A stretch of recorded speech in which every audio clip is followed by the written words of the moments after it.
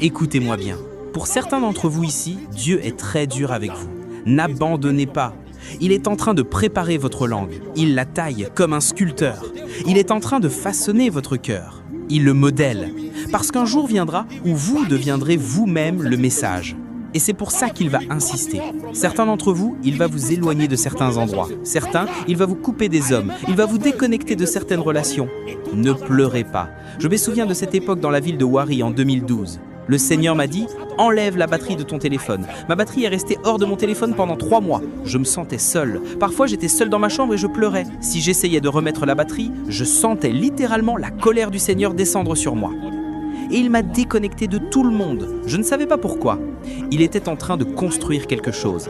Ainsi, un temps viendra dans votre vie où le monde entier pourra vous abandonner. Comme Jean-Baptiste, vous entrerez dans le désert et depuis ce désert, vous crierez et Sion apparaîtra. Il y a des messagers que Dieu est en train de former. On les appelle des missionnaires apostoliques. C'est pourquoi Dieu les envoie dans différents territoires, parce qu'ils sont devenus des flèches dans les mains d'un puissant guerrier. La plupart d'entre vous qui avez ce genre de destinée, n'essayez pas de fuir. Tenez bon, soyez capable de laisser tout tomber. Dieu est en train de vous façonner. Il vous enverra à votre lieu de travail et vous deviendrez un juge là-bas. Vous vous lèverez et parlerez contre le mal là où tout le monde tremble. Ô roi, nous n'avons pas besoin de réfléchir pour te répondre à ce sujet. Nous préférons mourir plutôt que de nous prosterner devant ton idole. Dieu ne peut pas t'envoyer. Écoute, n'allez pas chercher des invitations, n'allez pas supplier pour qu'on vous invite. Non, Dieu n'est pas en train d'ouvrir des portes aux gens.